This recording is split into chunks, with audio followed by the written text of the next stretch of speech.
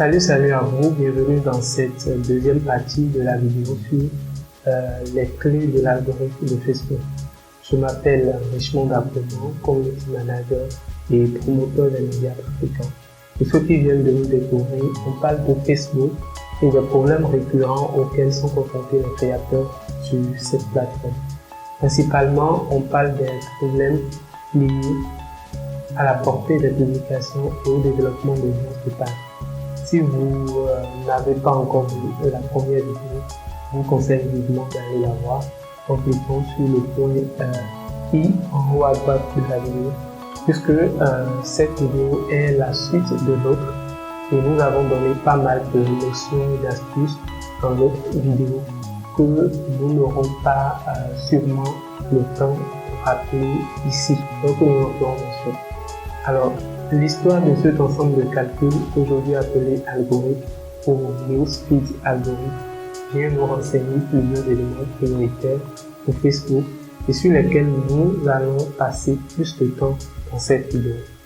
Nous comprenions tous ensemble que dans le temps, il y a eu beaucoup de modifications justifiables par une ou une autre raison.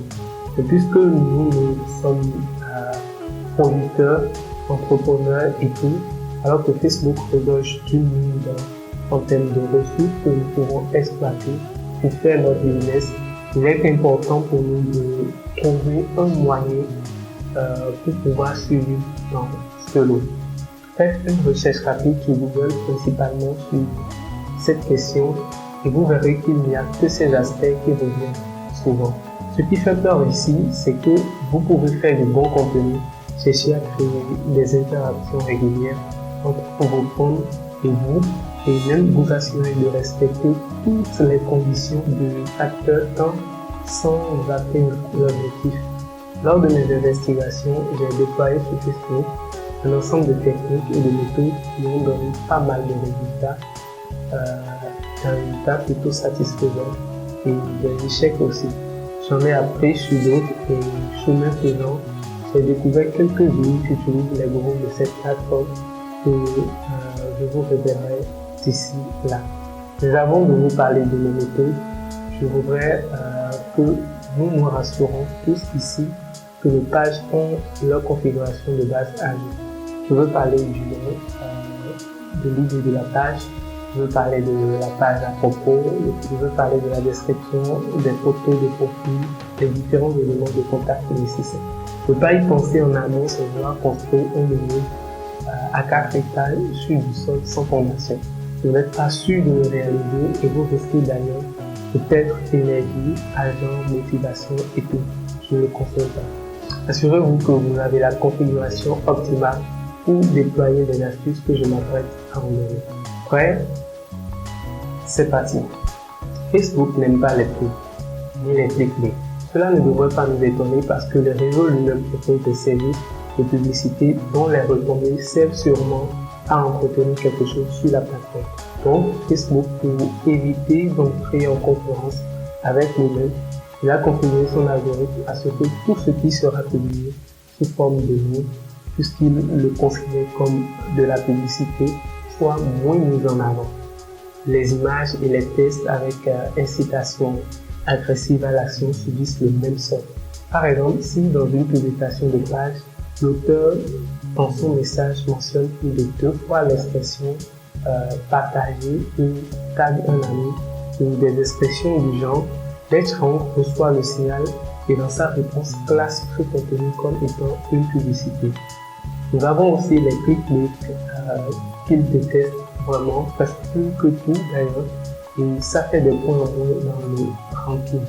L'impact pourra tout de suite être constaté au niveau du reach et c'est en ce moment que nous cherchons pourquoi la portée n'atteint plus sa valeur normale ou est loin des résultats habituels observés.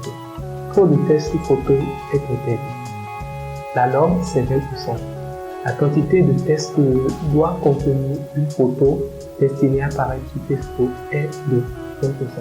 C'est même recommandé de n'y ajouter aucun test.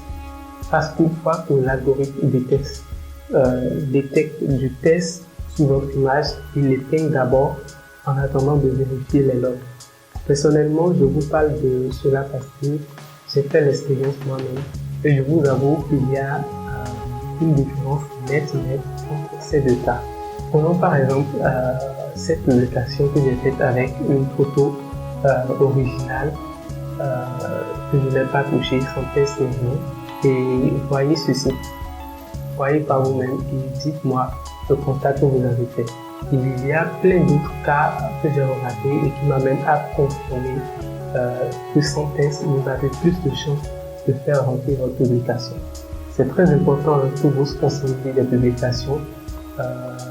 Votre visuel ne doit pas contenir plus de 20% de tests. Créez des visuels simples, attirants, suffisamment évocateurs pour qu'ils puissent se passer de mots. C'est ça la nouvelle. Donc, ce que vous publiez doit être conforme à la catégorie de votre page. L'erreur que commettent la plupart des gestionnaires de pages Facebook, moi y compris, c'est que nous ne veillons pas à la cohérence entre les catégories choisies pour la page et les contenus qui y sont diffusés. Généralement, vous avez jusqu'à 3 choix de catégories à faire selon votre domaine d'intervention. Et les visions que vous avez pour cette page. Mais pour le commun des mortels, le choix de la catégorie est d'abord mal fait puisque les contenus ne suivent aucune ligne éditoriale. Tantôt vous diffuserez des annonces de produits et tantôt vous verrez des vidéos de Ce qu'il faut garder à l'esprit ici, c'est qu'à chaque fois que vous publiez, vous cliquez sur publier, les correspondances sont faites entre ce contenu et la catégorie de votre page pour attribuer un point de plus ou de moins à la portée de votre publication. Rappelez-vous que parlant d'algorithme, il y a quelques minutes, nous avons parlé de calcul. C'est donc ce calcul qui est fait et qui décide de quoi faire dès que les points sont au top à son niveau. Facebook déteste les identifications arbitraires. 2 à 3 fois déjà, moi-même j'ai interpellé quelqu'un pour m'avoir identifié avec plus de 200 autres personnes dans un commentaire en quête de mention, de like et d'engagement. Je suis qu'il n'est pas interdit d'identifier une personne dans un commentaire pour faire voir à la personne quelque chose que l'on trouve intéressante pour lui, mais quand ça devient l'habitude, c'est risqué. L'algorithme de Facebook a sa façon à lui de constater ces cas d'anomalie et il s'en charge lui-même. Au-delà de ça, il faut noter que ce n'est même pas toujours bien pour les personnes identifiées parce que les 2 ou 3 fois que quelqu'un essaye de le faire, je vais d'abord laisser un message privé pour lui interdire de reprendre cette erreur avec moi. Et en plus de ça, je n'ai pas fait ce pourquoi il s'était livré à l'acte. L'algorithme, quant à lui, prend en compte les préférences des personnes identifiées dans votre publication et considère que c'est la cible idéale pour laquelle vous avez publié ce contenu. Ce qui fait que votre contenu peut avoir un succès, ce faisant, oui, mais avec 3 personnes au plus, ou peut connaître un échec. Et dans la plupart des cas, c'est le deuxième cas qui marche et qui prend le dessus. C'est pourquoi je vous recommande d'être vigilant, d'être vraiment vigilant avec cette technique. Au mieux s'en abstenir. Abat les copies-collées. Quel que soit le format du contenu que vous publiez sur Facebook, rassurez-vous que ce contenu n'est présent encore sur aucune des toiles sur laquelle vous n'avez pas de droit. Parce que si c'est le cas, vous avez de bonnes chances de voir le succès de votre publication chuter très tôt. C'est une règle générale que beaucoup de plateformes appliquent, sujet à l'actualité d'ailleurs, avec les questions de plagiat, de droit d'auteur, etc. Et il s'agit de la même chose sur Facebook. Une photo vue sur Google ou un contenu copié tout cru d'un quelconque site internet peut subir la même conséquence. Ayez votre regard et vos esprits centrés sur l'originalité. C'est ce qui fera toute la différence. Différence entre vous et les autres acteurs de votre domaine, différence entre vous et les autres que Facebook pénalise chaque jour, et différence entre ceux qui pleurent de Facebook et ceux qui en vivent. Parce que croyez-vous que ce n'est pas ce que recherche Facebook en retouchant 10 000 fois son algorithme pour croyez-vous qu'il dit autre chose que l'originalité dans son message? Non. Nous venons de faire comme ça le tour de 5 trucs astuces que j'ai constatés en expérimentation sur ce sujet et de ce que je trouve important et nécessaire pour faciliter le déploiement.